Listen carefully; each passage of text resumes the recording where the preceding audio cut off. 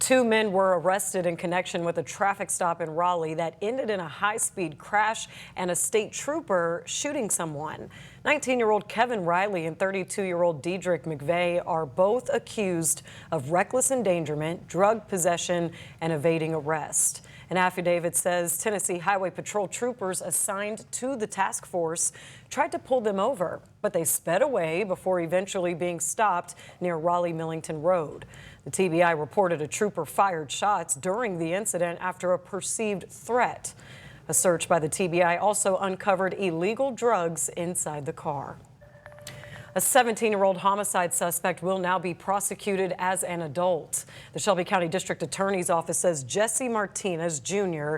is charged with first-degree murder in perpetration of a felony.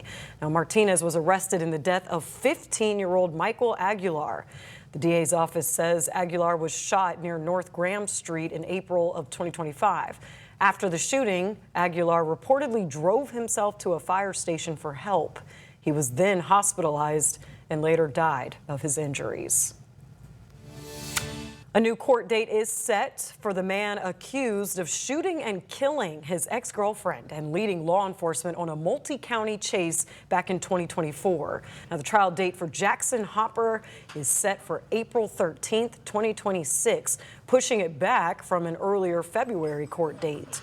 The change was made to give the defense more time to review evidence. Hopper is charged with first-degree murder for the death of Ellie Claire Young at Shelby Farms Park in October of 2024. Hopper pleaded not guilty to all charges. He faces additional charges in connection with the car chase and a $10 million wrongful death lawsuit filed by Young's family.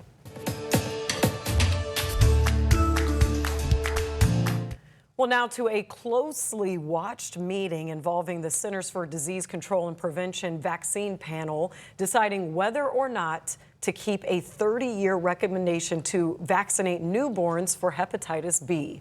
The medical community saying a lot is on the line, but as ABC's Jacqueline Lee reports, the decision has been delayed again. A CDC advisory committee deciding to delay for a second time a vote on the hepatitis B vaccine. The panel meeting today to discuss whether it will change the recommendation that newborns receive the hepatitis B vaccine at birth, a recommendation that has been in place for 3 decades. The hepatitis B virus has no cure and can cause a serious liver infection for those infected. In children, it can be deadly. And I don't think people realize how contagious this virus is. This virus is 50 to 100 times more contagious than AIDS. And I think people don't quite realize how at risk children are if they get infected early in life. The panel planned to vote on this back in September. Today's delay comes after debate among committee members on voting language amid last-minute changes. Health Secretary Robert F. Kennedy Jr., a known vaccine skeptic, has questioned its effectiveness. I say I'm not anti-vaccine. Saying I'm anti-vaccine is like saying I'm anti-medicine.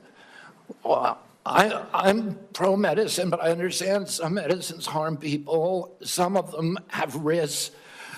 Some of them have benefits that outweigh those risks for certain populations, and the same is true with vaccines. One of the CDC committee members has argued that unless the mother has hepatitis B, newborns don't need to be vaccinated right away. But many doctors have pushed back on this, pointing to data showing the hepatitis B vaccine is 90% effective when given to children within 24 hours of their birth. It prevents infections unknowingly passed from parent to child. Before this vaccine became common practice, nearly 20,000 children were infected with hepatitis B every year. After the vaccine, the number of infections dropped by 95%. The CDC says infections plummeted after 1991 when the vaccine was recommended for newborns. The committee's decision is important for insurance reasons because most insurers are required to cover vaccines the CDC committee endorses. GOP Representative Matt Van Epps was sworn into Congress this morning, 2 days after he won a special election in Tennessee. Epps will represent Tennessee's 7th district. Democrats had hoped State Rep Afton Bain would upset the deep red district with a message about affordability and cost of living issues. Van Epps' victory allows the GOP to retain the congressional seat formerly held by Representative Mark Green, who resigned in July. We are learning more about a shelter-in-place precaution this morning at the Naval Base in Millington. Officials say a gas line was hit, causing a leak and leading to the shelter-in-place order. Now, the order was activated around 10 a.m. Naval Support Activity later issued an alert saying the base was secure and no one was harmed.